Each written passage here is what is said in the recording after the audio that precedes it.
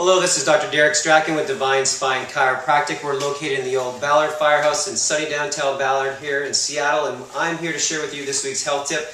And this week we're talking about vaccinations, and vaccinations is a bit of a controversial topic for many people, but I wanted to share with you some information that I recently read about vaccinations, and because our job here at Divine Spine Chiropractic is to help people make informed decisions. We don't judge either way if a person chooses to vaccinate or not vaccinate their children.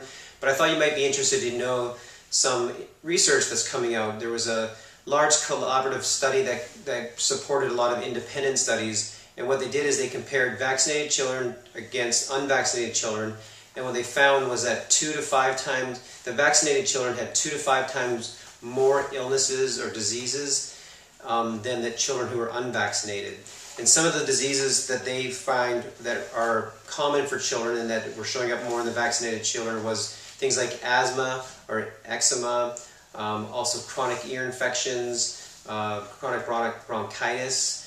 Then a couple other things were recurring tonsillitis, hyperactivity, ADD, epilepsy, dyslexia, bedwetting, migraines, and depression and diabetes. So these were the common things that were showing up in children, that do show up in children, and they're happening 2 to 5 times more in vaccinated children.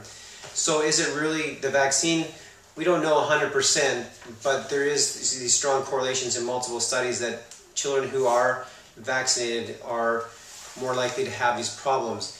And partly I think the reason that might be going on is because the nervous system at a young age is very immature, and it needs time to develop before we expose it to something like a vaccine. Vaccines are, there is potential side effects when you take a vaccine because there's other ingredients in there that aren't natural for the body to necessarily have in there. So you really need to be careful about how you introduce vaccines or how many you introduce and the time that you do that.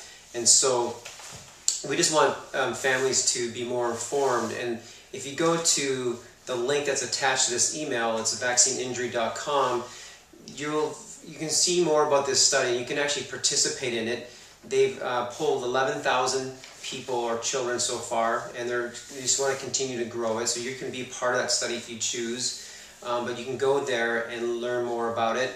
And we just want you to be informed. We don't judge, like I mentioned earlier, we're not judging whether you vaccinate or not vaccinate, but we do want you to be informed about what you do with your children, because it's up to us as parents to be making the safest and healthiest choice that we know possible for our children. So if you have questions about vaccines and you want to learn more about it, we do have some additional information in the office that we can give you.